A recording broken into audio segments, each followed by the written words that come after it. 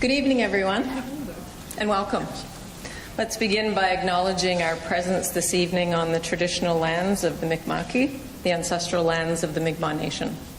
I'm Chris Stover, the Executive Director of the Canadian Centre for Ethics in Public Affairs, or CSEPA.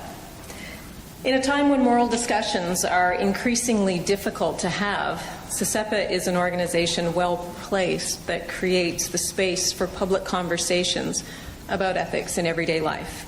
It's a nonprofit organization co-funded by St. Mary's University and the Atlantic School of Theology. With gratitude to the Halifax Central Library, tonight we begin the 7 Deadly Sins series.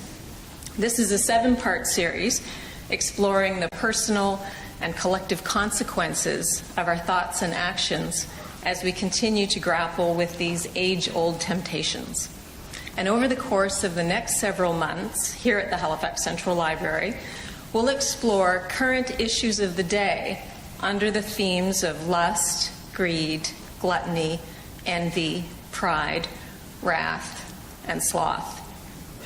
But tonight we're talking about lust, and in particular, how it's lived through pornography. And I want to take a minute to provide some context for this panel discussion relative to the particular and specific approach that CSEPA is taking on our moral response to the consumption of pornography and all the other so-called sins in the series.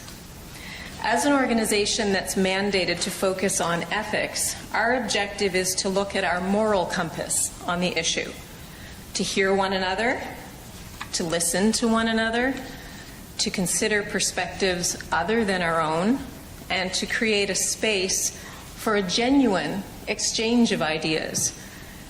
Discussing potentially charged topics without resorting to unuseful debating tactics requires first an acceptance that everyone has a fundamental right to their beliefs and their strongly held ideas, and the ability to defend those strongly held ideas. So in sharing information with people whose ideas may be in conflict with our own, we can still learn something new without assuming that disagreement means that others are making a mistake.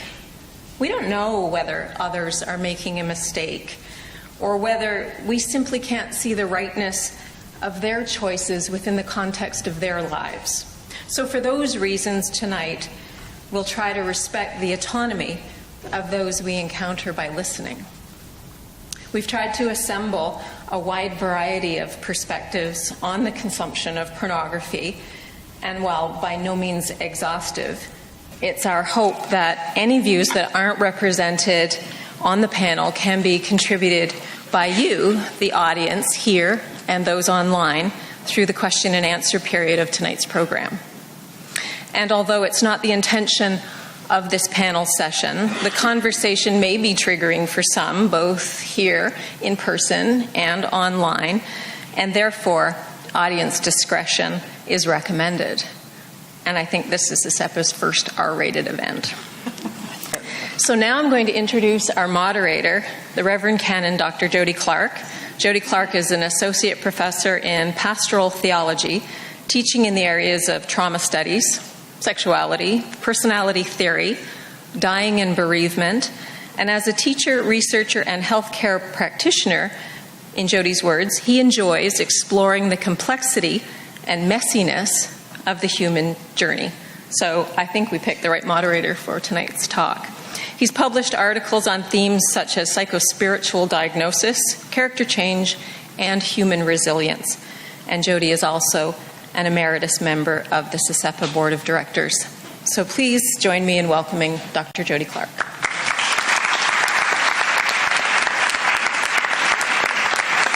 Super. Thank you, Chris. That's great. So that's a lovely introduction. I appreciate that very much. It's great. But, you know, when I was a kid, I wanted to be Peter Zosky. No, I did. I grew up in Morningside. And what I loved most about Peter Zosky was his curiosity and the way he would talk to people, whether you're a scientist or whether you're a farmer, whether you were an astronaut or whether you were a sex trade worker, about their lives. And I hope that we can invoke that kind of spirit into our conversation this evening. The other person I always wanted to be was the host of Masterpiece Theater.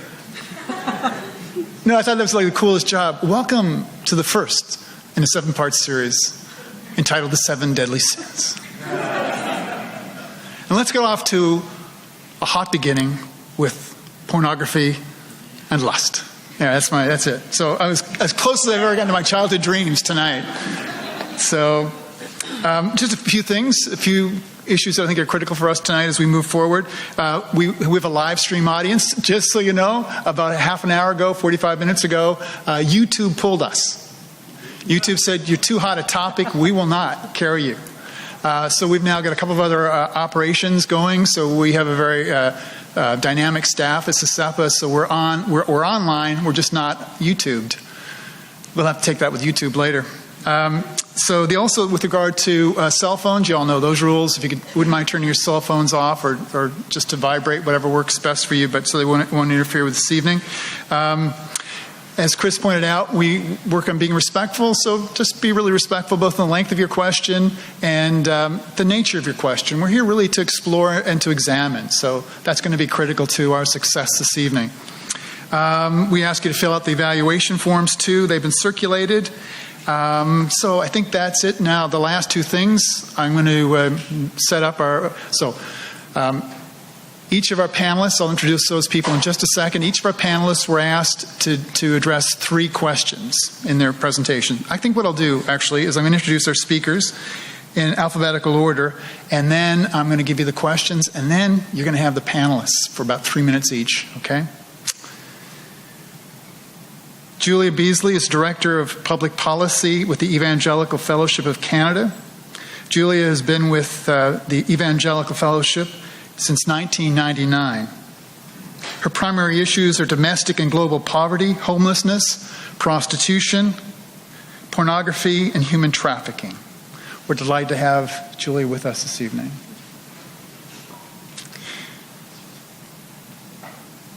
Jackie GAHAGAN, right? Very good. I practiced. Peter Zoski would have done that.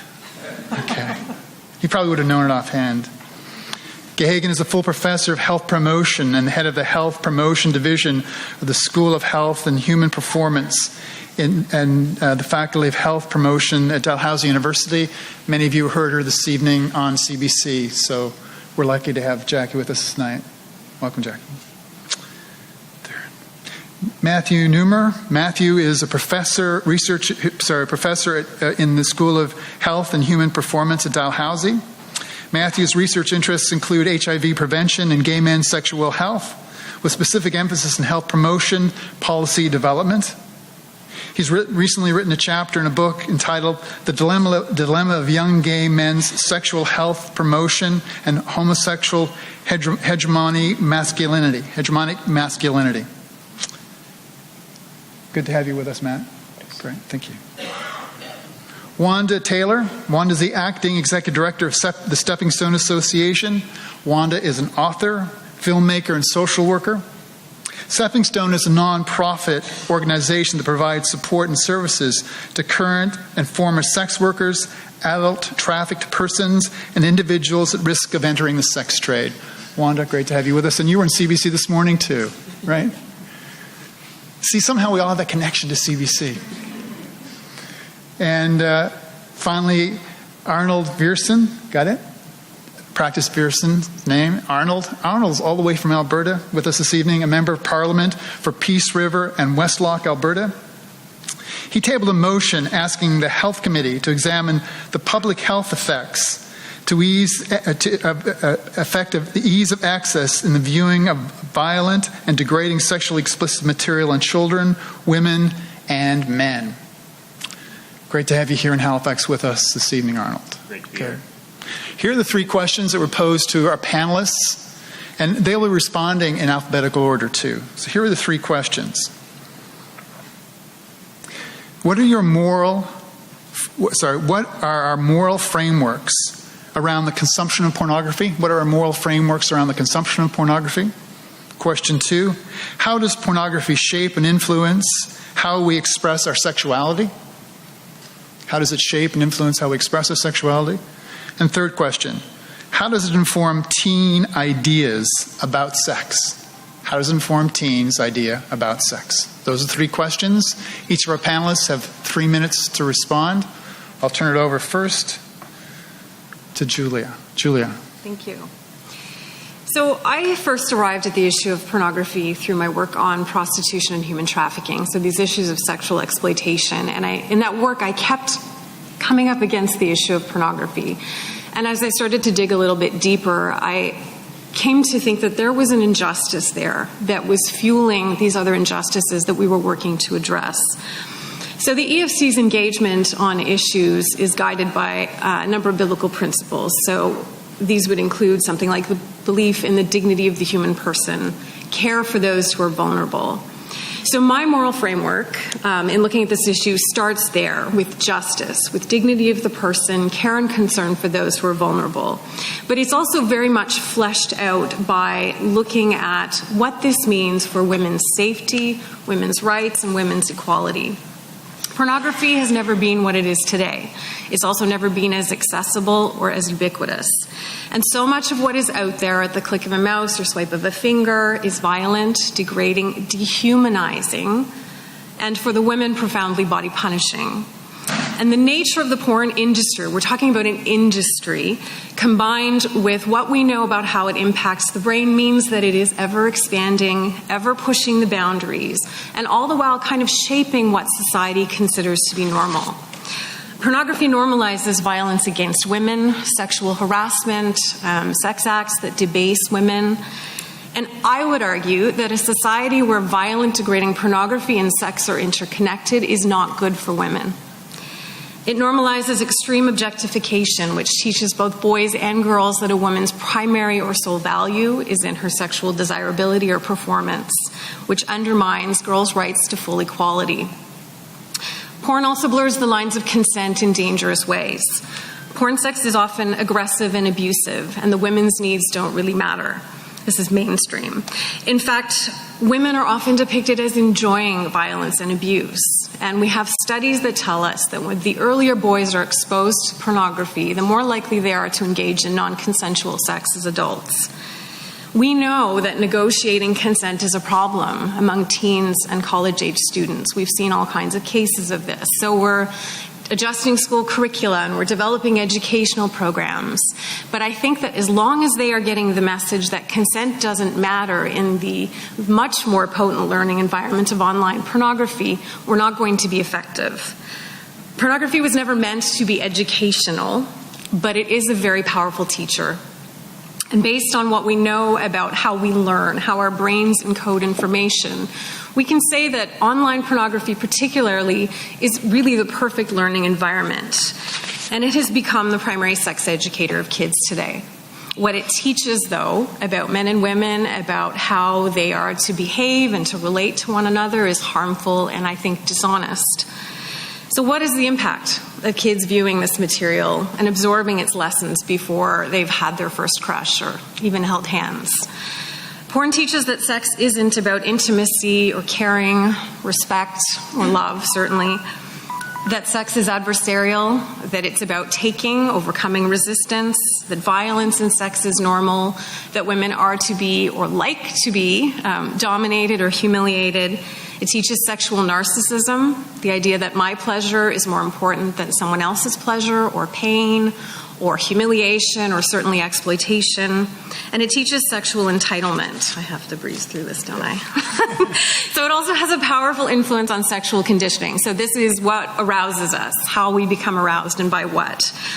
And, okay, so I'll just summarize. I think if we want our kids, which I think we all do, to grow up healthy sexually and socially, if we're serious about dealing with rape culture, if we want to stop sexual exploitation, then we have to start having honest and critical conversations about pornography's influence in shaping attitudes, behaviors, and preferences. Good, Julia. Thank you. Jackie, you're on. Bonjour et bienvenue. Before I offer my thoughts on the issue of pornography, I want to thank the organizers for this opportunity and to acknowledge that we are gathered on traditional territory of the Mi'kmaq people. We are all treaty people. So the question that we were asked to answer, and it's a big question, so 3 minutes or less is a really, gee whiz, that's a tough call. So the first question that I want to respond to is, what are the moral frameworks around the consumption of pornography? So given the various definitions of pornography, it's not entirely surprising that how we define and understand moral frameworks in relation to pornography is also widely variable. Pornography has often been defined as, and I quote, the development and circulation of sexually explicit books, magazines, art, and music with the aim of creating sexual excitement, end quote. So, if for the purposes of illustration, we accept this definition of pornography, we are still left grappling with issues of what is the threshold for what should be considered sexually explicit materials. Based on what, I ask? The social, cultural, religious, gender-based, age, or ability-specific heteronormative expectations of what the threshold to be considered around sexually explicit material and that defines pornography? I'm asking that as a question. It's a rhetorical statement.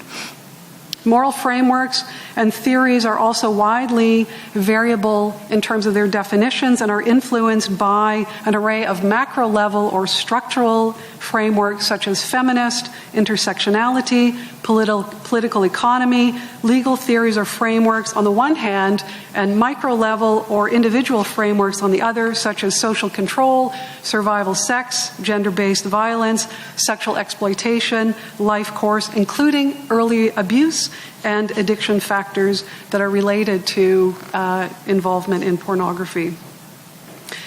So when we think about this conceptually, I raise the issue of whose definition of morality, moral framework, or pornography are we drawing from in order to make these determinations? So, for example, are we talking about a cisgender, white, heterocentric, Christian-based moral framework? Maybe we are. These questions are incredibly important in terms of implications they have for how we define or situate our notion of a moral framework and how this in turn shapes or influences our interpretation of what constitutes pornography and its potential causes and consequences. Next question was, how does pornography shape and influence how we express our sexuality? My response to that is simply, although there's an ongoing debate about the impact of pornography on sexuality, the evidence suggests that in some instances, youth or young adults who aren't receiving the types of sexual health education they need to answer questions that they have about their sexuality may in fact seek pornography to answer some of these questions. This connection is intuitive, particularly given the Internet's AAA elements of accessibility, affordability, and anonymity.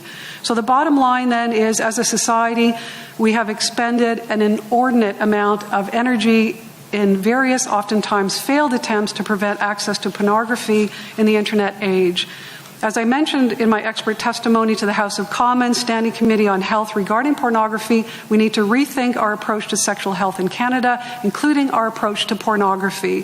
Further, I argue that we need to offer a comprehensive and evaluative national sexual health promotion framework aimed at ensuring national standards are met, rather than the current case, which is the inherent variability in what is taught and what is absent from sexual health education in Canada.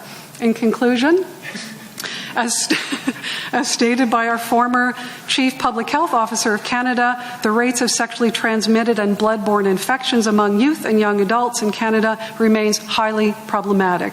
We need to do more to equip Canadians with sexual health information that they need to express their sexuality and to do so free from STIs, sexual assault, gender-based violence, including transphobia and homophobia, non-consensual sex, misogyny, etc. Thank you for your attention. Jackie, thank you. Well done. That's brilliant. Matt, you're on. Great. 3 minutes. Go. So my thoughts around the moral framework are pretty simple in that I think that one of the disservices that we've done in society for a very long time is silencing sexuality. I think that many of the reasons we have arrived at the quote-unquote epidemic of porn and other issues is because of the push to keep silent about anything either A, related to sexuality or falls outside of mainstream sexuality. I think our basis should be equity for giving a voice to people who don't have a voice, and for challenging the idea that morality is sexuality. I think largely within our society we say that to be moral, we need to be not promiscuous and that we need to be chaste and all of these other things. I think that these ideas are faulty, and I think that they've done a significant disservice. How does porn shape sexuality? Well, who knows, really? That's like asking, how does television shape society? When we know that it has an effect, but we often see data and we often attempt to take correlations and say, look, this caused that, and therefore we must close down the discussion around porn. We must have only certain types of sexuality presented within society. I think that one of the things that we should do with our children is teach them in the same way that television isn't reality, that porn isn't reality. How many of our children are going out watching violence on television and then turn around and feel free to murder somebody? That's not the case because we are able to talk about those issues. But many of the people that I talk to are not able to talk about issues related to sexuality and in particular porn consumption. I also think that we need to talk about this as more than a women's issue. It is a woman's issue, but it is many people's issue. There are a variety of types of porn that are out there. Porn can give access to people who may not see themselves as sexual beings in other spaces. For instance, a young gay man, a young gay woman growing up in a rural community may not know anybody that falls outside the heterosexual norm. Porn may give access to seeing them in that space. Finally, I don't disagree that porn may be the primary teacher of sex ed, and shame on us for once again silencing not only sexuality, but education around sexuality. Well, good. Great. Thanks, Matt. Wanda, you're on. Thank you. The idea of pornography is, to me, very complex. And depending on who you ask, pornography can either be an artistic expression through bodily freedom or a deep, dark demon that demoralizes and degrades the idea of healthy sexuality. There are many layers to peel back when examining the issue of pornography. On the side of those who are okay with the concept of pornography, when acted out between two consenting adults, it's okay. Both parties or several parties agree to use their bodies in a graphically sexualized way, and that is their choice. But for viewers, the act of consuming pornography can open the door to concerns such as sexual addictions, pedophilia, marriage breakdown. Yet we hear from some consumers of pornography how this has maybe spiced up their marriage or kept them from acting out sexual desires in inappropriate ways. Consenting adults, at the end of the day, should have the freedom to choose whether they engage in or consume pornography. First voices are often missing from the dialogue when we're talking about pornography. And in my work at Stepping Stone, we always assume that people engaged in pornography are automatically victims who are being degraded against their will. And sometimes the opposite is the reality, that they choose that type of sex work willingly with all the information as an adult who wants to make a choice for themselves and for their bodies. At the end of the day, for me, it seems that the biggest dangers in pornography lies with the youth, those who watch it and those who become victims of it. They will eventually become the adults who engage in it or become victimized by it. And I feel we've made it too easy for underage youth to be able to access pornography. So as a result, sometimes we do have young boys who think women's bodies are to be degraded, or young girls who think that sex is equated to love and happiness. The images can be confusing, and especially for youth who are trying to explore their identities, and they may get mixed messages about what the expression of healthy sexuality looks like. But this can't all be attributed to pornography. There are multiple factors that influence a young person's ideas about sex and sexuality.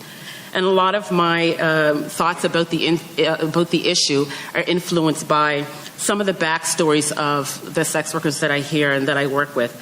And their stories range from having entered the sex trade by choice as an adult to having been engaged in it with what they believe to be willingly at an early age, some as early as 12, or to having been coerced or forced into it through violence and manipulation. Most of them are engaged in survival sex work. But for those who were underage when they entered, many of their ideals about sex came from an adult. In some cases, visual or mental pictures that were embedded into their thinking about what sex and sexuality means. or physical experiences that didn't come with words, but raw emotions and unconscious conditioning of the mind. For those forced into the sex trade, their ideas about sex were quickly shaped by the physical pain and torture they experienced against their will. The trauma alone is an insurmountable obstacle to understanding healthy sexuality and sexual relationships. Youth who end up in these circumstances receive their first messages from sources that didn't have their best interests at heart, which included parents or an abuser or several abusers or peers with or without pornographic material as a source. At the end of the day, whether we like it or not, or agree with pornography or not, society cannot control who the consumers of pornography and pornographic images are, but we can educate consumers, particularly young people, about choice, healthy sexuality, and moral responsibility, and prevention of underage youth and as engagers and consumers.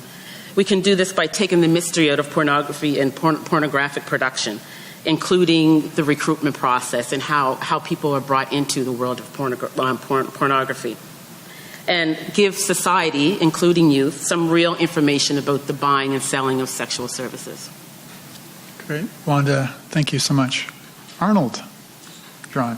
Thank you, Jody. Good evening, everyone. I'd like to tell you about a young man named Joseph from Manitoba. He was 8 years old. He was playing a video game, and a pop-up ad came in his video game. He clicked on that pop-up ad. It was hardcore pornography. It was not what he anticipated for. It was not what he was bargaining for. He went, whoa, and he shut that down. But his curiosity was piqued. From there, he went on to sustain a significant sex addiction at that point. His parents noticed fairly early on that it was like a switch had been changed in Joseph. He was a happy, easygoing young man. And over the course of several months, he became violent. He became abusive with his mother and his sister. He showed significant disrespect. It went on for several months till his parents discovered his porn addiction, and they put him in treatment. And he worked through that to come clean of it. And they said, we got our son back. I tell you that story because he is not the only case of this. The average first impact of pornography in Canada is typically unsolicited, and it's a 12-year-old. Typically boy, but it's either or. We were addressing this with my motion. We were wondering, what is the impact of that? There is a $97 billion worldwide industry producing pornography. Much like any other industry, get them hooked young and you've got a customer for life. That's essentially what we have going on here. Now, a lot of people think, when they think of pornography, they think of Playboy. That is not at all what we're dealing with today. An analysis of the top 300 videos viewed on the internet. This is the top 300 videos, not top 300 videos of pornography. This is the top 300 videos most viewed. Shows that 88% of them have violence in them. 88% of them, and it's a sexually explicit violence. That is what we are dealing with here, people. So, what is that impact on our culture? That is what we were asking. That's the question. When it comes to the morality of our culture, there's typically two questions that we're always asking. We used to, perhaps in the postmodern age now that we live in, we don't have a semblance of truth. We don't have a one truth idea anymore. What we look for is, does it harm anybody, and is it my right? Those are basically the two questions that we ask. And we see that typically it's my right trumps everything. And we've seen this recently in Ottawa, in the public library. A gentleman was watching hardcore pornography, violent pornography on a computer screen in full view, and there was a lady with her two daughters there and asked for the librarian to do something about it, and the librarian said, no, this is our policy, this is free and clear. This is his right to do that. So this is what we're dealing with.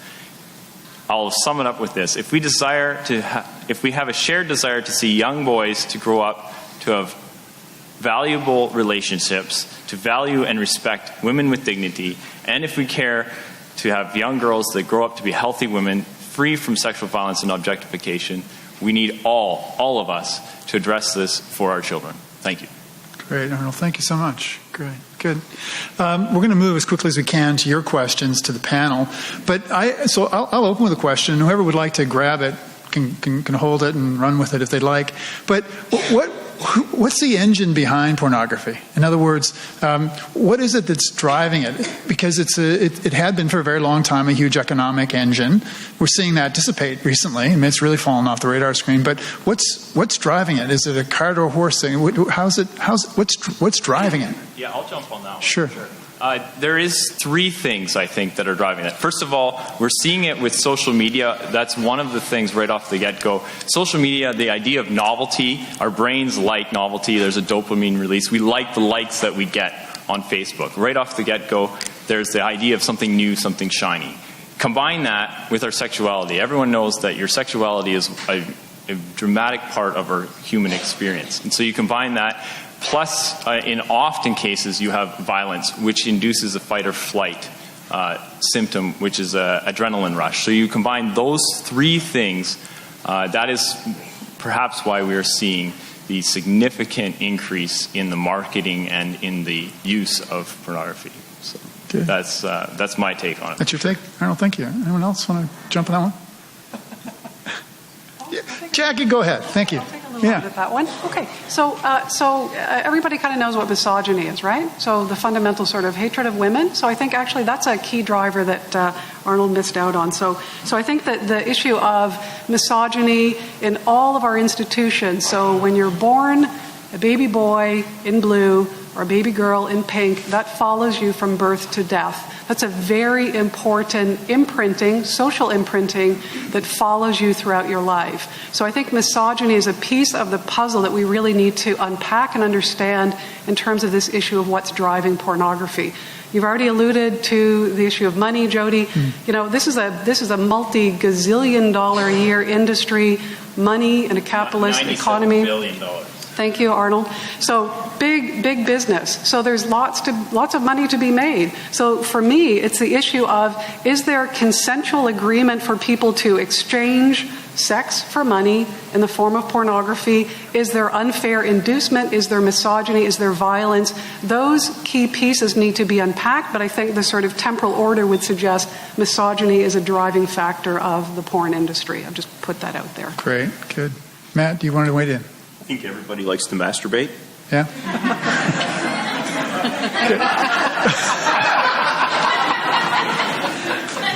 Is that a mic drop? That's good. Simple, clear answers. Excellent. Anyone else want to follow that up? I just wanted to reiterate about, when I talk about mainstream pornography, I'm talking about the bulk of what is out there. So most people access their porn on free tube sites, and from there you get to paid sites and you do get to different things.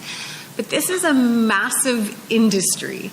And it is, we have one company that controls most of the free sites online. And do you know where it's situated?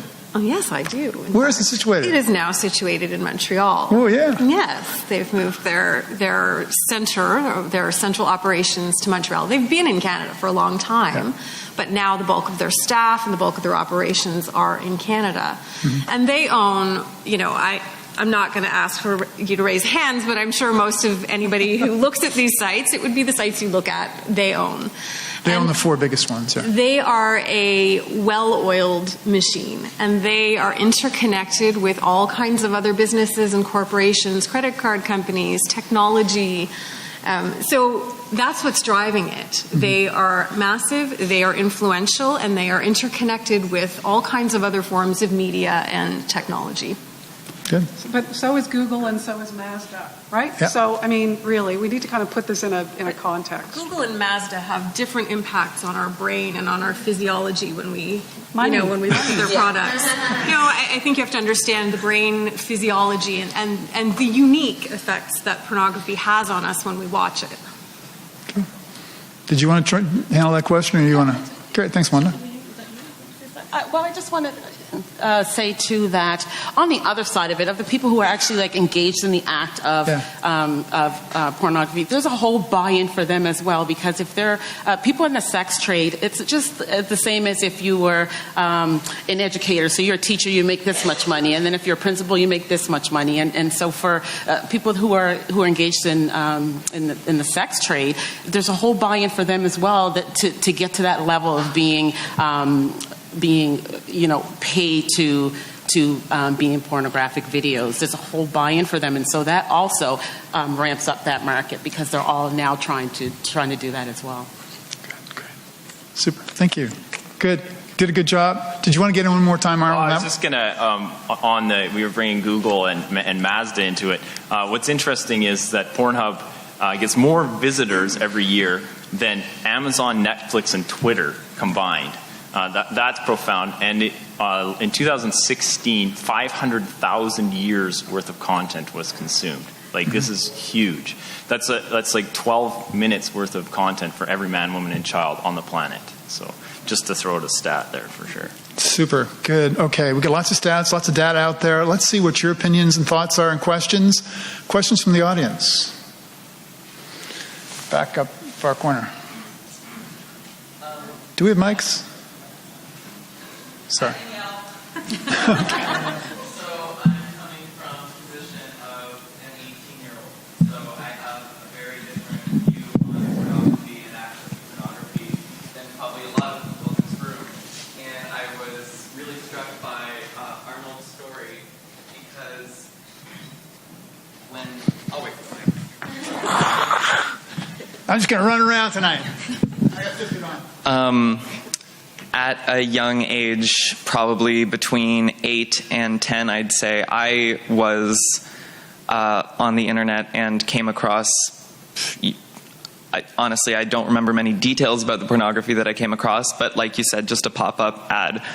I was fine, though. I closed it, and I continued being my 9-year-old self. And maybe it's because I had such reliable, intelligent parents who taught me, how sex, drugs, violence, and love kind of work in a more realistic way.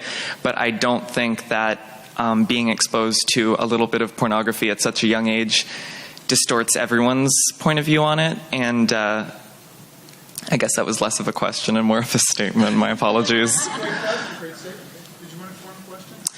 Yeah, I guess I'm just saying that where's the line between the media shaping someone's beliefs and feelings versus their actual human interactions shaping their beliefs and feelings?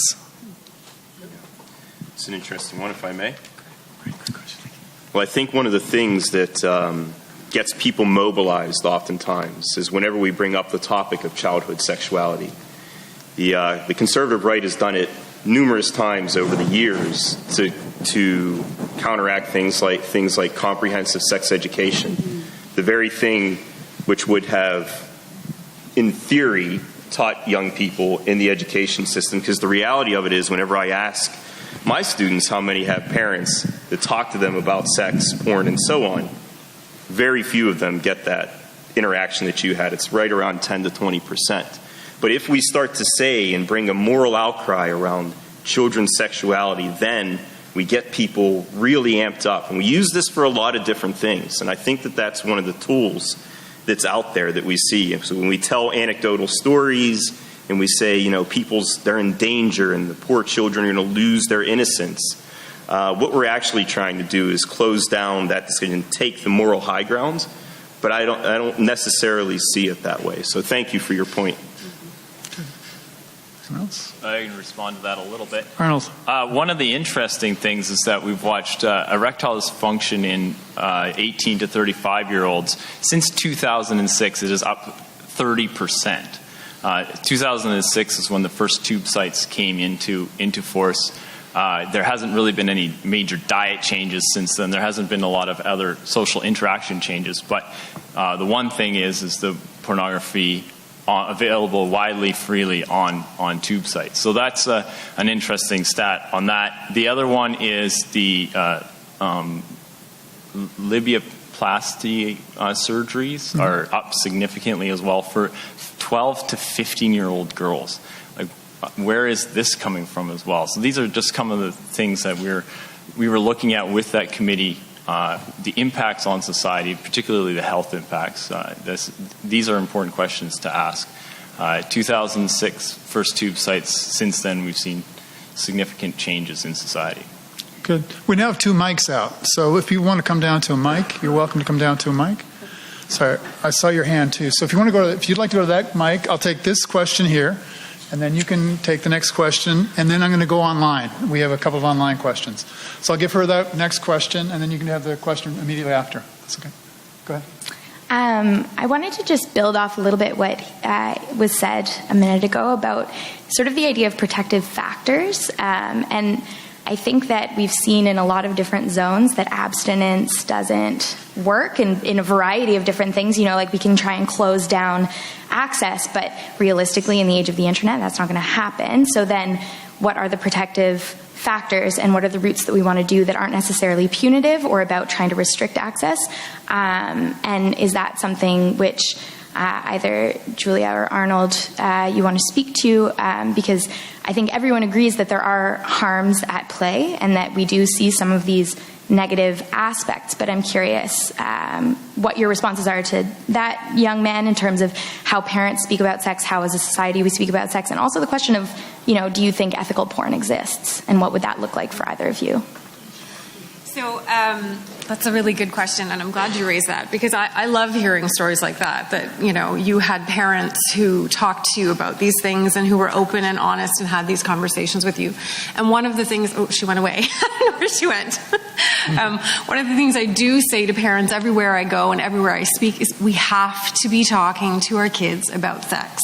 My generation, you know what, we may have grown up without having those talks and turned out okay because we weren't inundated with this material and these messages everywhere we looked. But that's not the reality anymore. We can't just kind of hold our breath and hope everything turns out okay with our kids, you know? So that is absolutely a protective factor, is making sure that we have good education in the home. And yes, I think we need better, more comprehensive education in schools. You know, parents can navigate that. There are ways we can do this. It can be brought in terms of, you know, it doesn't have to be called sex ed, but we can talk about online safety. We can talk about the harms of pornography. But I do think we need much more robust, much better education in the home and elsewhere. We have to be talking about it because kids will go to the internet. It's where we go for our answers. And I would much rather, you know, I have a son, I would much rather he comes to me with his questions and feels like he can ask me whatever he wants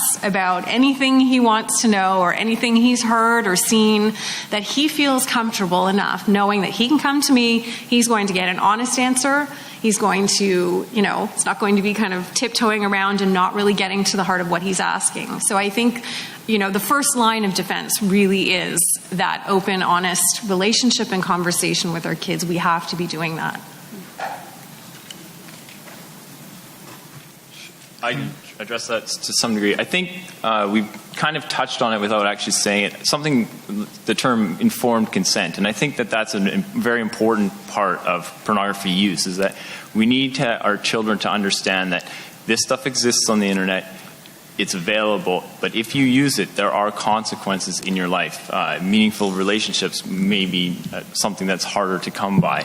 The whole range of health effects, the expectation for yourself or for others as to how you interact sexually. These are all the things that we have. And so I think that we need to bring that term of informed consent into when it comes to pornography use. The other thing I would say about it is, in this country, it is illegal to provide children with pornography. That's the law of the land. It's very difficult to enforce. Now, if we look over to England or Great Britain, they're doing amazing work over there. They have opt-in. So if you want the internet service providers to provide it for you, they have opt-in. They're now working on filters for underage. Meaningful age verification is another way of working on this. Much the same things that we did with smoking is the way that we can combat this. We we now know that smoking causes cancer.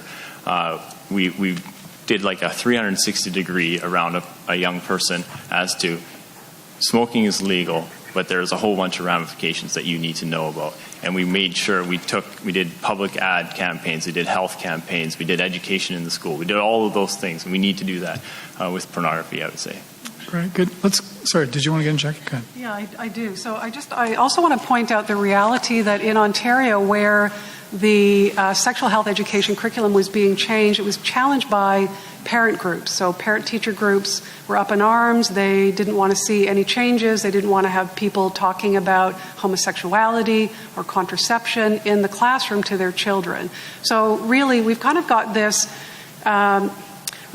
gap, if you will, between the expectations of parents' roles and responsibility to impart information to their children and the reality that we've seen recently, both in Ontario and in British Columbia, where it was actually parents' groups who came forward and said, don't talk to my kids about stuff like that because I don't want them to know about non-normative sexualities because I'm not okay with that. So where are these kids getting this information? They're not getting it from their parents. They're not getting it from school-based sexual health education. So really, from my perspective, what we need to do is recalibrate at the national level how we provide sexual health curriculum across the board and say, we have a national standard. So yes, the UK example that Arnold raised is an important one, but we're not there yet. We're still in the weeds, if you will, talking about what's okay to give to our kids in sexual health education. And unfortunately, sadly, sometimes it's the most recently hired junior teacher that also teaches math most of the time, gets to talk about birds and bees and is completely out of their depth.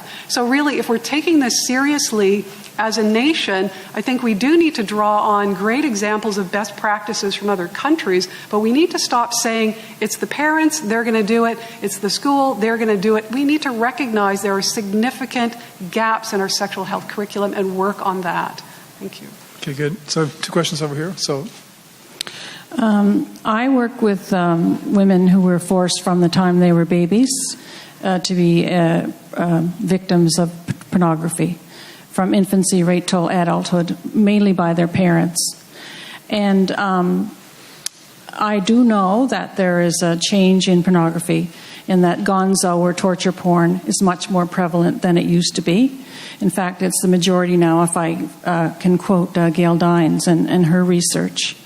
And I also know that many children aren't fortunate enough to be born into a family like this young man above, who have parents that can speak about torture, and it would be torture, not sex, in a healthy way. So what are we going to do for the children that are born into these families who are being tortured at home, being forced to be involved in child pornography or adult pornography if they're captive adults, and then expect their parents to tell them that this is wrong what they're seeing? They're not going to get that from their parents. It has to be done at school, and it has to be separated from sex, because torture is not sex. In my mind anyways, if we want a country that believes that torture is sex, then I'm living in the wrong country. But we do really have to acknowledge how much of pornography now is torture and torture porn. And you can find the sites, women, their breasts nailed, electric shocked, all kinds of torture that we understand as state torture. This is non-state torture, and I'm emotional about this because I know so many people are still in this country suffering from it, and we're talking about it as if it's masturbation, and it's not. Mm-hmm. Great. Thank you very much for a thoughtful question, comment. Thoughts from the panel? Yeah, I'll maybe just add something to that. Bit of a shocker story that we heard at the testimony. Cordelia Anderson, she works with, she has a practice and she counsels people with sex addiction, and she had an 11-year-old boy. And he said to her, "Do I have to strangle my girlfriend when I have sex with her?" Like, that's very powerful, and that goes to the fact that the mainstream pornography, if that's what we want to call it, the mainstream videos that are being used, that is what it's portraying. It's portraying. If Gail Dines has done amazing work on this, and I can't even read her book because it's so.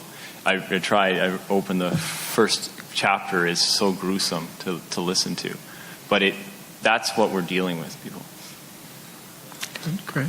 I think Wanda. the same way that where do a lot of young people get their information and images is from the media, and I think the same way the media saturates young people with stereotypes about what beauty looks like or anything like that. It's the same way that we have to counteract that by saturating the media with images of healthy relationships and healthy sexuality, so that we give young people a different picture of what this actually looks like, and so that when it is happening to them, they are able to articulate that this is wrong. They're able to go and tell someone. A lot of times if something like that's happening in your family, you think every family is going through the same thing, and so you don't tell.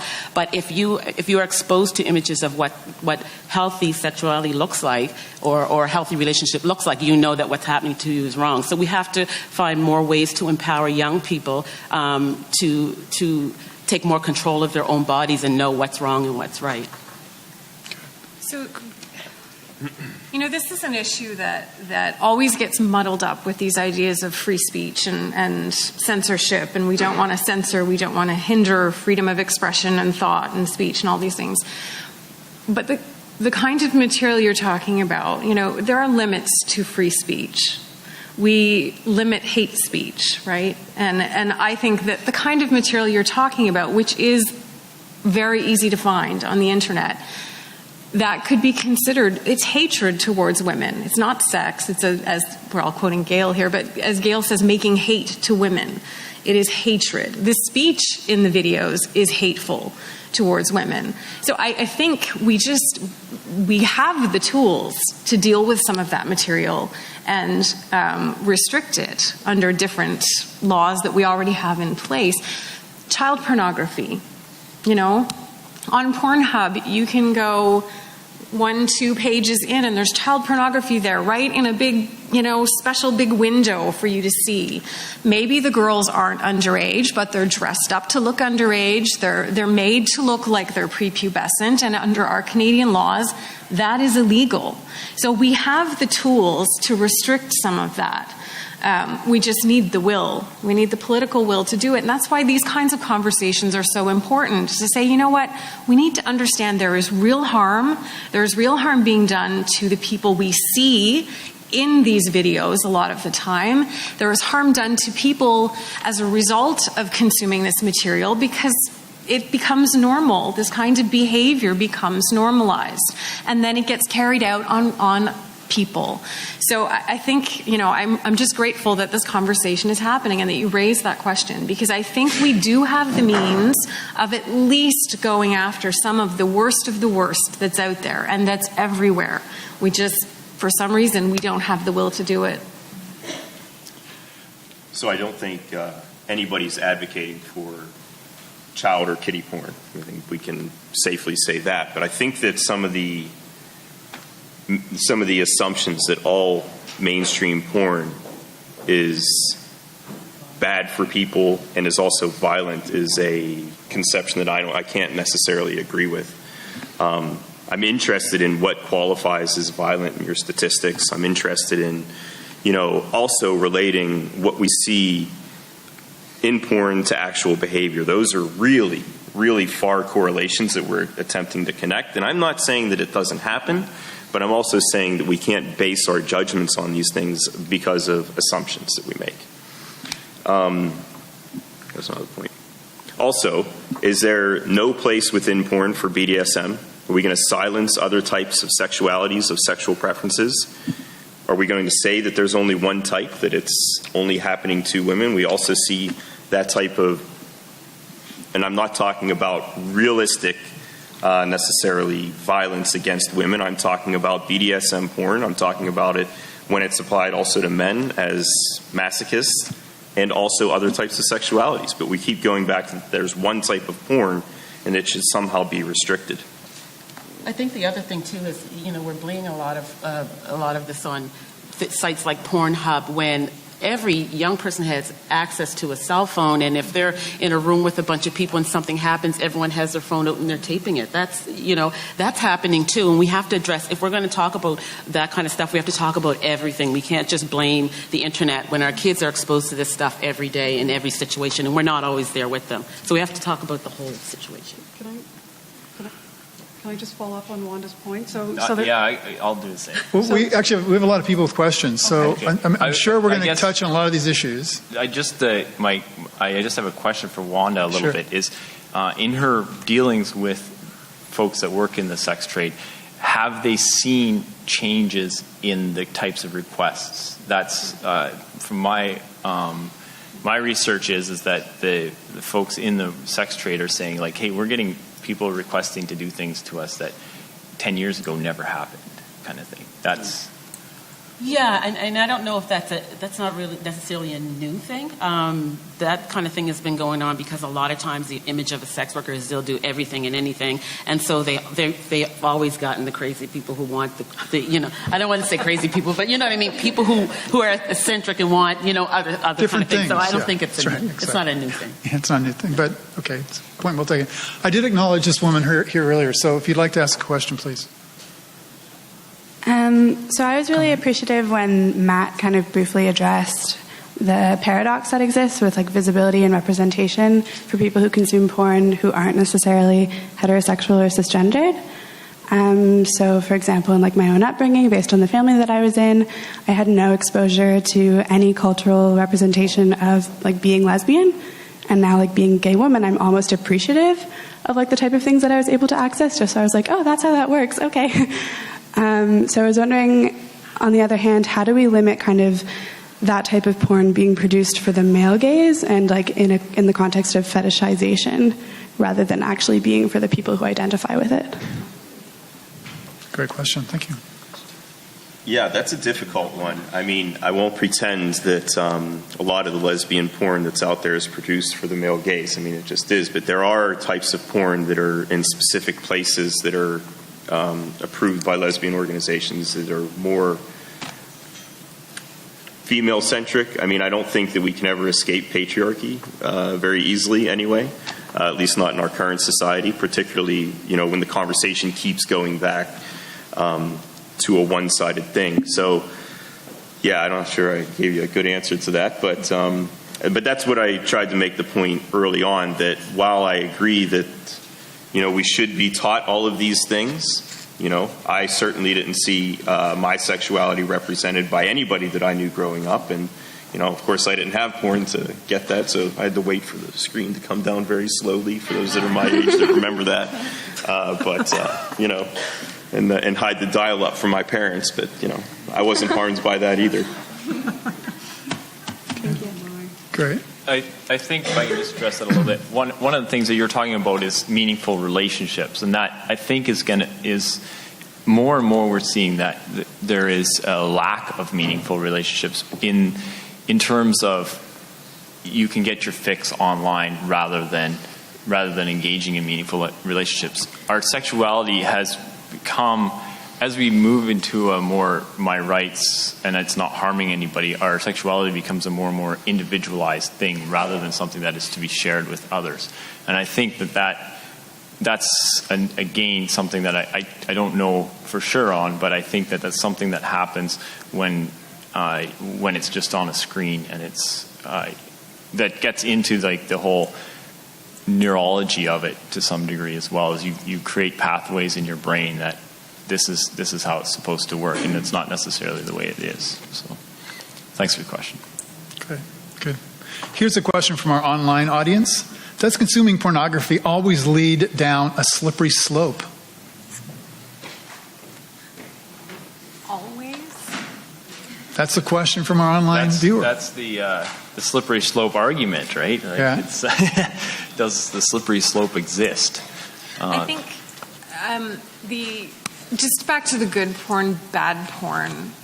It's a good place to start. Yeah. Yeah, well, I think it's a bit of a distraction, and I think it misses two important things. And I know I keep coming back to the industry because the bulk of what is out there is mainstream by this big porn industry. And their whole model is based around kind of a progression from good porn to bad porn. I don't know if they understand the biology of it necessarily, but the way, as we said, that pornography impacts our brains, it's just what used to arouse doesn't arouse anymore. So there's a progression. You look at one thing that doesn't work anymore, so you move on to something else. You move on to something else. At some point, maybe you're looking at something that you thought you would never look at. But that's just because of the physiology, what happens in our brains when we watch pornography. So what used to work doesn't work anymore. I don't know if they understand the biology necessarily, but they certainly understand the outcome and what happens. And their business model is built around that. It is, yeah. It's built around knowing that, okay, so we need to have this range of material, and we can count on the fact that people are going to move from this into all of these other things. And that's how they make their money. It's how they keep their viewers. And, so I think we have to understand that. We have to understand those two things, the brain and that this is their business model, really. Wow. Sometimes the reality is that it's sometimes driven by this is what people are asking for and this is what people want. And sometimes we can't wrap our head around the fact that people do want that, but people do want that. And so sometimes the market and the industry is driven by what consumers want, just like any other product. And I'm not trying to cheapen it or lessen anything that has to do with violence against women or men or anything like that. But a lot of times the porn industry is driven by what people are asking for. I just realized I didn't answer so no, not everybody who watches pornography is going to be sexually aggressive or violent. That behavior, like any other behavior, is influenced by a whole bunch of things. But we do know that there is this progression and that, in your viewing preferences, it does. It's the physiology of it. Jackie, you have the last crack at it. So I'm going to come out as a lesbian feminist who's consumed pornography, and I can tell you it is not the slippery slope / gateway drug into stuff. So I'm just putting it out there. Great. Thank you. We're going to go. Thank you. Well done. Over to the mic. You're on. I just had a question for Mr. VIERSEN.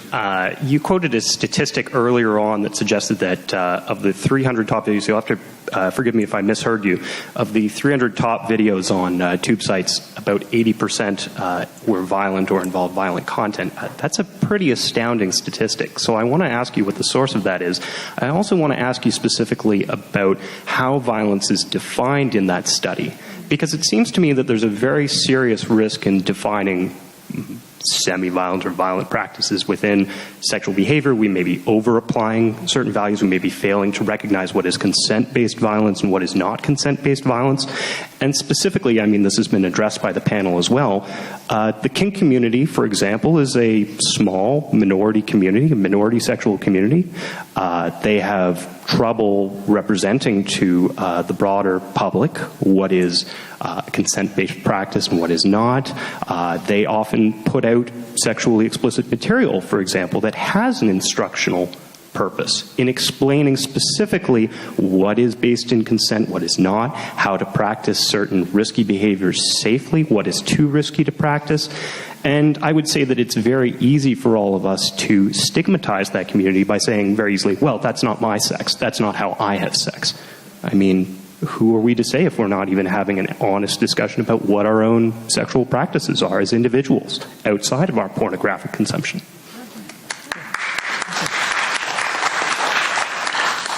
So the person that's done the research on the 300 top videos, that's Gail Dines, and you'll have to ask her on the definition of violence. Now, what I will say is that we have porn producers say that amateurs are better because they can show pain. That's what the porn producers say, right? They know that an amateur is still fresh, isn't using the drugs or whatever it is that they use to cope. And so they say they're fresh, they can still show pain. The tears are real. That is what the porn producers say. So we know that that's what sells, right? They say once somebody gets experienced in the porn industry, they can no longer show the pain, and the video is not as good.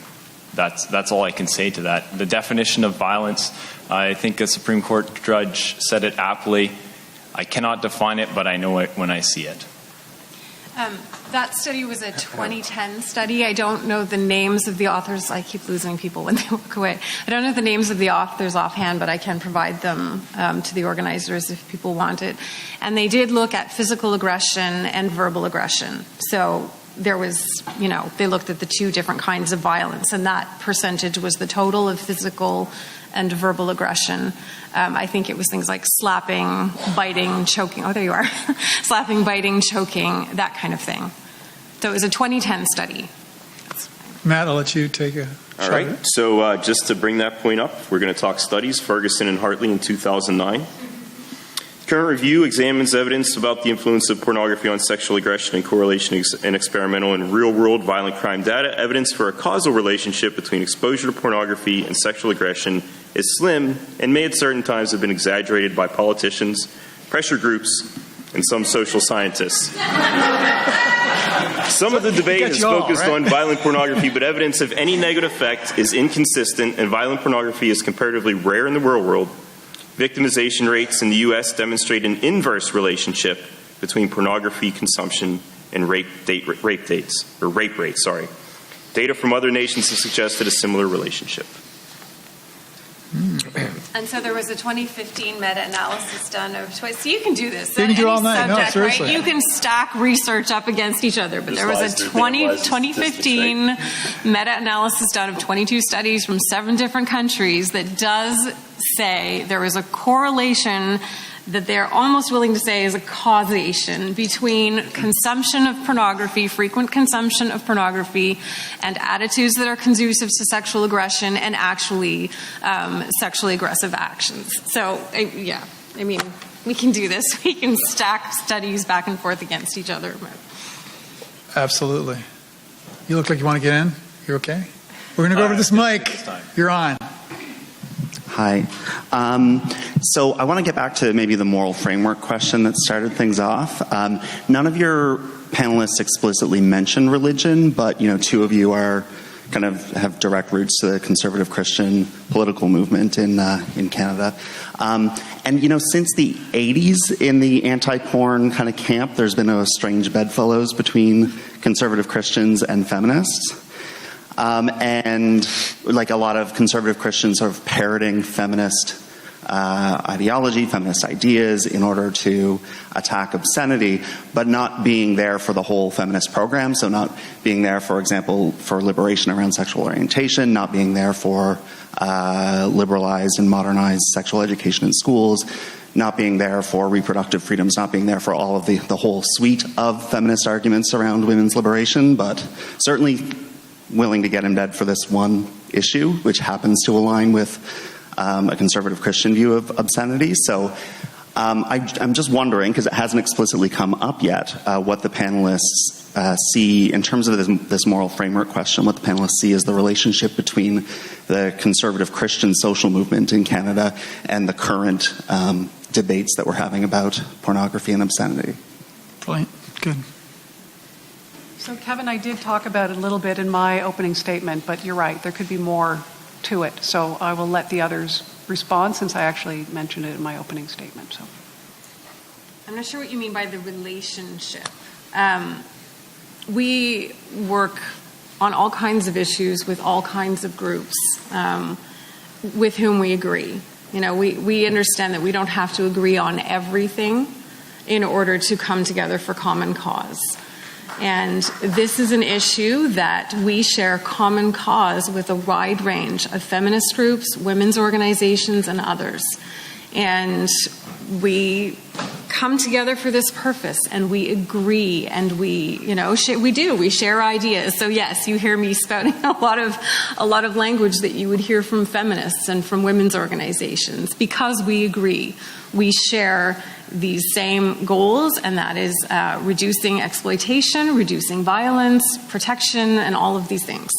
So the relationship, there's nothing secretive about it. There's nothing curious about it, except yes, that sometimes maybe it makes for strange bedfellows, but we actually learn a lot from one another. We collaborate well together, and we're working together for common purpose. I would say maybe we should say whoa, hold on here, how is this working? Maybe we're on to something here. Like, if these two groups can work together on this particular issue, maybe we have something that we got to look at here. So that's what I would say on that for sure. It is, as you point out, it is for strange bedfellows in some instances for sure. But perhaps this is the issue that unites the country. So I hope. Good. So we have 9 minutes before we have to bring this thing to a close. 9 minutes. So you ready? We're going to have short, sharp questions, short, sharp responses. Ready? Go. You're on. So my question comes from the point of the sex worker. There's been a lot of talk of protection and all of that for kids and that perspective. But maybe part of why women are experiencing, or other types of people, transgender people, anyone, are experiencing violence is maybe they feel like they can't come forward about the violence they're experiencing. What does the panel have to say about protection laws for sex workers? Great question. Well, I think sex workers are one of the most highly, one of the groups that have the highest rates of violence against them. And I don't want to make a sweeping statement to say that all sex workers experience that violence, because not all do. But the ones that do, absolutely, we need more protection for them. But because they're such a stigmatized group, they do hesitate to come forward a lot of times because they're already judged before they get their foot in the door. So enhancing relationships between sex workers and law enforcement, sex workers in the courts, sex workers in society, to understand that sex work is what they do, it's not what they are. They're still people, they still have a story, they still deserve the same rights as everybody else. And until society recognizes that, they're going to continue to be the ones that experience the highest levels of violence and the ones that are least coming forward to report the violence against them. I don't know if that answered your question, but... Great. Good shot at one. Julia, go ahead. Sorry. Sorry. Jackie. Jump in? Go on, yeah. Jackie. Thank you very much for that question. Incredibly important. And so I would have to say, with respect to protections, just look at the failure of current protections. Look at the numbers of women and others who have been sexually assaulted and the actual rates of people being charged with a criminal offense. Mm-hmm. So I think that actually speaks volumes to this issue. So above and beyond the issue of pornography, I completely agree with you that we need to take this stuff seriously. If somebody is willing to come forward and say, I have been sexually assaulted, whether they're a sex worker or they're a university student, they should be treated the same way, same right to dignity, to respect for their bodily integrity as anybody else. And we need to actually look at why systems fail to protect individuals who come forward with a claim of sexual assault. So thank you very much for bringing that up. Brilliant. Good. You're on.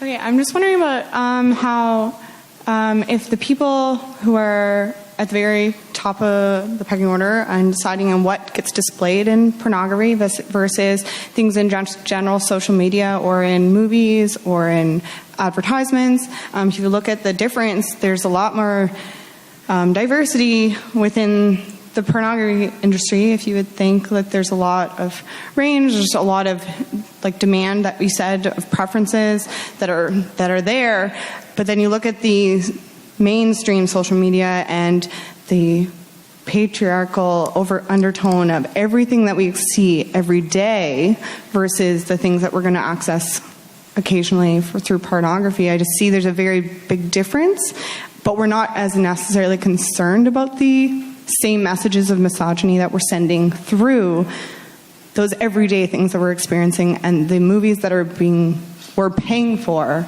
in the theaters. Do you know what I mean?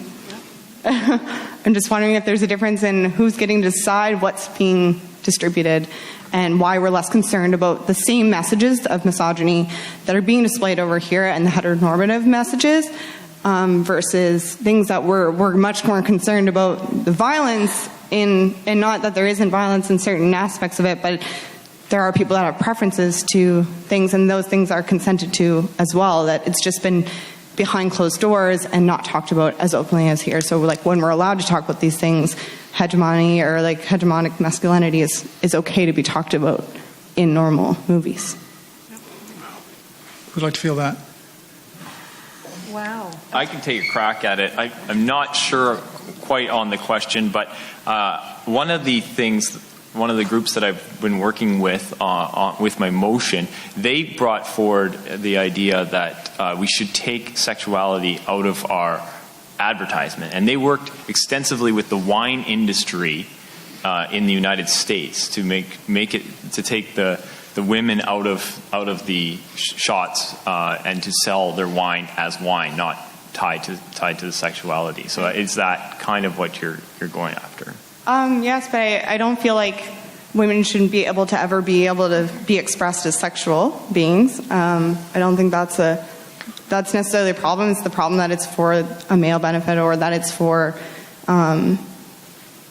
men. So I think it's more just the tone of it and the angle of it and the exploitation of it more so, if that makes sense. But so who has the money to make those decisions, right? So if we actually look at the sort of financial pecking order of who makes decisions in Playboy, or who looks at think of some other industry, and who's making decisions about what kinds of images of women are okay to display, think about that, the power. So to use the example of going into a mainstream movie and paying, what does it cost to go to a movie today? $13. So, you're paying $13 to Cineplex Odeon, and they're putting all kinds of films in there that restate things about women's place in the world. Women are second-class citizens. Women are deserving of lesser treatment, lesser pay, whatever it is. So think of all of the power of media to drive that consistent message of misogyny and women's disempowerment. That's across the board. So yes, you're right. It's a continuum from mainstream media images of women are lesser, and so decision makers with money, largely men who own corporations, can make all kinds of decisions about what kinds of images are going to sell. And I hate to use this old adage that sex sells, but unfortunately it does. And if women have historically been used as sex objects to sell cars and wine, it shouldn't surprise us that we see a continuing thread of that thinking in mainstream media. But yeah, I totally agree with you. It is problematic. I just very, very quickly, too, I think part of what you're saying, too, is that we don't talk about it in the same context as we do when we're talking about pornography. And I think it's that whole word pornography. Automatically you get these images of what that may look like, whether it's right or wrong. And then, so we've got to tackle that. But then we don't say anything about what's happening over here. And I think that's kind of what you're saying. We're not addressing the same issues across the board. Right. That's the problem. We have 2 minutes left. You're on. Really quick point, really quick one, and then a slightly longer one. I think pornography, it sucks for the most part, but I would love to be able to go home most nights and find what I want at any given night. Unfortunately, whatever drives, the vast majority of pornography, there is something I think most reasonable people would agree. The left leaning on the panel, we got to get pornography a bit more right than it is right now. That's a small point. A gentleman addressed this earlier, but I thought I'd give it a bit more of a voice because it seems to be, I think, really misunderstood in this group, perhaps. The BDSM community, if you will. So they would engage in many things, but so what we're worried about right now is violence. And typically, it's women who experience most of the violence in the BDSM community. As a fan of science, I'm curious about how they got there. That is an interesting psychological question. But the fact remains that they like it, and they would not want to have anyone say that they shouldn't like it, per se, and that they should be prohibited from doing so. And one thing that the BDSM community knows extremely well, certainly maybe more so than the average, is exactly what they want. And the consent, they understand consent. They know, they live and breathe consent.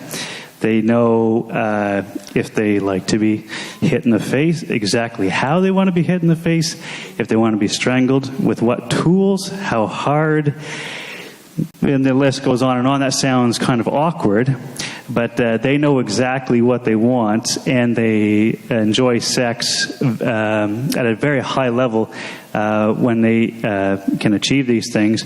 And if you had to choose between an existence, say a female who does not really know, cisgender female who does not really know what she wants having sex with a man. She never orgasms, and she doesn't know how to communicate what she wants.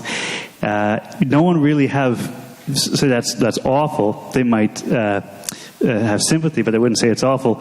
Whereas the other particular female is getting exactly what she wants. She knows exactly what she wants, and there's no gray area. For some reason, we have an issue with the latter when it seems there's more happiness found in that one. That's more of a comment and an educational thing, but... So if I can just clap away. If I can build on that just a little bit as well, that we shouldn't just think that there's, one BDSM community who are those people off doing the BDSM thing. I think there's a range of, BDSM activities that people engage in. And what we're seeing is that, and I, again, am not going to make some assumption that it's porn related or it's whatever related. It just is the cultural trends. But we see an increase of people who are into a little light bondage, a little spanking, like 50 to 75% of people find that erotic whenever I survey a university age class, so that's a little bit younger. But the studies out there around that, not around the 50-some% number. And then that in no way is a harmful effect necessarily. And I very specifically say whether giving or receiving, and it's, on the light end of the quote unquote spectrum of things. So I think that it's not just a fringe group of people with a certain type of sexuality with a preference for BDSM.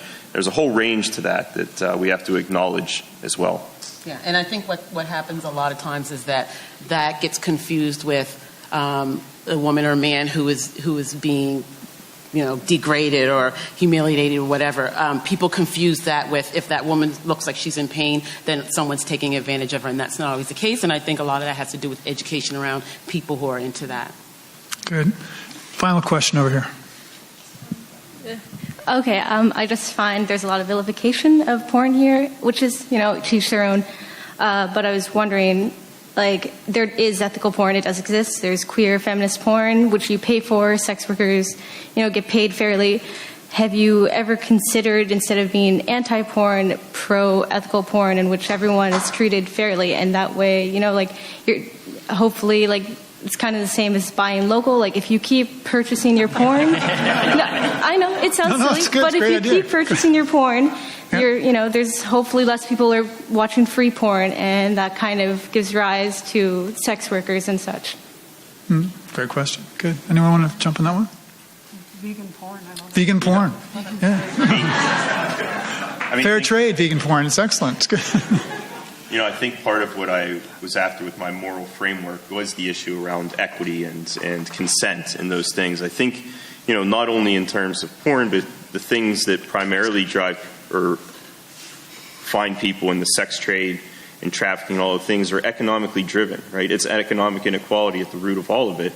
And what we've seen is if you want to back up far enough, that the conservative politics have created this greater divide between economic disparity. And so if that's the case and you continue down that road, then it's marginalized groups. If we look at the dissolution of the family and so on, it's women gaining a place in society where they don't have to stay in relationships where they're dependent on male incomes, right? Not that we're at economic parity at all, but those are all feminist issues as well. I mean, so anyway, just... And I'll just quickly say too, for sex workers who are in the sex trade, for them, those who choose to do it and those who willingly enter into the sex trade, which is another thing people have a hard time wrapping their head around, which is part of the problem. But for those that enter into it willingly, it's like I said before, like any other job, do I want to walk on the street and maybe make $20, or do I want to be hired to engage in pornography where it's by choice and I make maybe $10,000, and that's their choice to do that, and they say I want to have the choice to be able to do what I want to do with my body, and to them that's empowerment for them, and some people can't wrap their head around that. But yeah, I agree with you that there is ethical porn and maybe education around that people adults willingly consent to engage in safe ethical porn, and people we just aren't there yet. Like society just isn't there yet. Sadly, we're at time. I'm going to have to turn it over to Mike in just a moment. But before I do that, I want to say what a privilege it's been to travel with you folks this evening and to travel with you and to listen to your questions. I want to say thank you to all of you for your respectful questions, your thought-provoking questions, and your responses. I think we have opened the conversation. The purpose of tonight wasn't to answer questions. It's to ask further questions and to continue to explore. And what SESEPA has tried to do is actually go into those very difficult areas without any judgment and form ideas, form notions, and expand our collective understanding and our collective wisdom. To Chris, thank you for leading us through this. And to all of you this evening, thank you so, so much. I'll turn it over to Mike Scott. Mike, we're in your hands. Mike's a member of the SESEPA board. Mike. Thanks, Jody. So on behalf of SESEPA and its founders, the Atlantic School of Theology and St. Mary's University, first of all, I want to thank you, Jody, for your fabulous facilitation of this session. Good-humored, and I think you lightened it up and really got the questions moving through. And obviously, the panel. We want to thank the panel, and I've been astounded by the depth of thinking and awareness and variety of perspective. And really what SESEPA tries to do, as Jody mentioned, is not to provide solutions, but to air topics. This is obviously, and I've become educated in many ways tonight, about the multi-layered aspects of this topic. It's very complex. And I think that became evident tonight. So I want to thank also you, the audience, and particularly the questioners and those online who submitted questions or have been watching. Please, before you go, there is an evaluation sheet that I think you would have received. That's very helpful to us at SESEPA. Feedback, what works, what doesn't work. We really try to work with that in response. So if you can just take a minute on that. I also, by the way, would like to thank the library. This is a fabulous venue to do this. Obviously, we have a good space and the ability to do this, and we will be continuing with these sessions. The next one in the series on the 7 Deadly Sins is, I think, on November 16th, and it's on the subject of greed. The quote is, "If greed is good, how much is too much?" So you're welcome to come to that on November 16th, same time, 7 o'clock in the evening. And finally, I think despite the difficulties we had with YouTube, because they thought since the word pornography showed up in the title, they were going to ban it. But I think it's now released. Is that right, Jesse? Yeah. So you would be able to watch this on YouTube if you want, and within the next week or two, it should be on the SESEPA website also if you're interested to do that. There's also a sheet if you wanted to sign up to be on the SESEPA mailing list so you become aware of what's going on. And SESEPA is a small not-for-profit. We're supported by donations from a number of institutions and individuals. If you'd like to participate, you're absolutely welcome and invited. And there's some information about that on that sheet as well. So with that, I'd like to ask everybody if we could please join me in thanking the presenters and Jody and the